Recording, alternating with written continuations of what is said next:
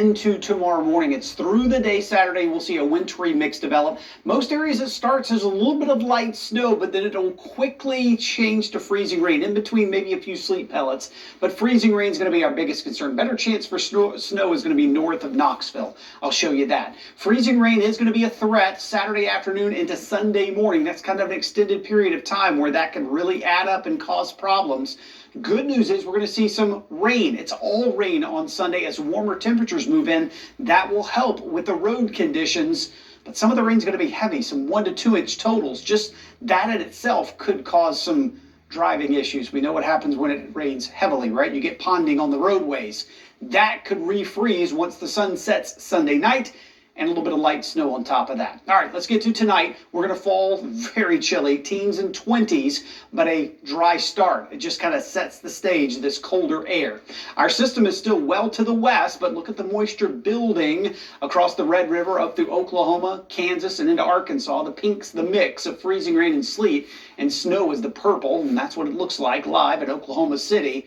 That's really started to pile up there. We are not going to see high snow amounts here. As we've been saying all week, this isn't a big snow event. Here's why.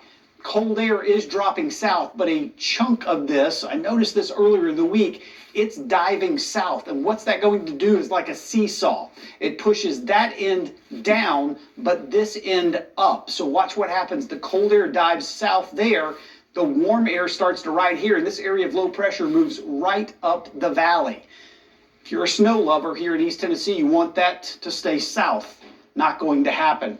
Cold air, though, on the other side of the mountains is going down into North Georgia. There'll be mainly a freezing rain and sleet mix all day on the other side of the mountains. That's why we see more of the mix here. So let's take a look.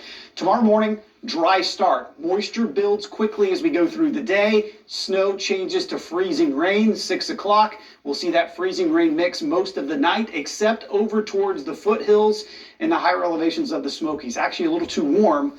Going to be a lot of rain there. Let's head into early sunrise on Sunday. The warm front's lifting north. We're starting to see it change over to mainly all rain, and it will stay heavy rain throughout the afternoon. Behind it, it gets much colder. The cold air comes in Sunday night. It ends as a little bit of light snow, and the roads could get a little dicey once again heading into Monday morning. So Saturday initially, this is really our best chance for snow. Higher totals, 1 to 2 inches north, less than an inch elsewhere. I don't think we'll see a lot to the south. Freezing rain's the big story here, the Saturday afternoon into Sunday morning.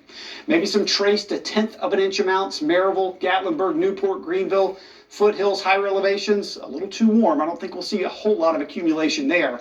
My biggest concerns west, where those 1/4 inch to 1/2 inch plus totals will be.